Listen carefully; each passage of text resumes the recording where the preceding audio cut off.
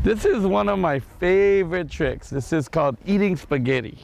You make the spaghetti noodles, you put some Parmesan cheese and you go, mmm. That's cool. This is walking the nice little doggy. Alan Nagao, a professional yo-yoist, discovered at an early age he had a special talent for yo-yo tricks. He played with his yo-yo because he could not do a lot of things other kids could do. Whoa. I was born with a physical handicap caused by a drug that my mom took, was prescribed to her from the doctor. It was called Thalidomide. I have an artificial leg, and I was born basically with these physical handicaps because of the drug.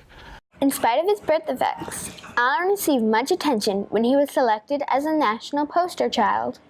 Well, I was selected for Easter Seals at 4 years old.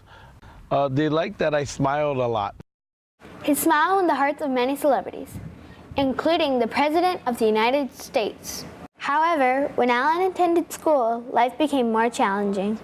I got teased things like peg leg and hop along, and and sometimes in elementary school kids can be kind of cruel, and especially if you're a little different. And I had to wear that ugly helmet all the time, and so everybody would kind of look at me, and I was always the last one to get picked on teams because I couldn't run. All of the other kids would run and play dodgeball. It almost like they already lost the game just because they got me on the team.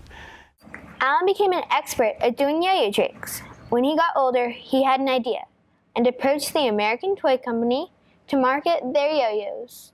I brought this idea to Japan, and I made $1 a yo-yo from the American toy companies that sold the yo-yos. And so I had an event in the Tokyo Toy Fair where we had 70,000 boys, 9 to 12 years old, come to play yo-yos, and the line was 2.5 miles long.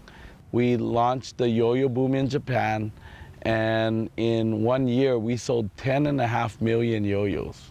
Besides his yo-yo business, Alan got into marketing kites. He formed a high-performance kite team and traveled all around the world competing professionally. We became the world champions in kite flying. It was a great little dream of mine to travel around the world. And so after I started to do this kind of international traveling, I wrote a book on how to be a team flyer. And it really was more of a book on how to work as a team. I've made millions and millions of dollars in business, and people, I guess, look at that as being success. I've raised a really nice family. I've been married for 28 years.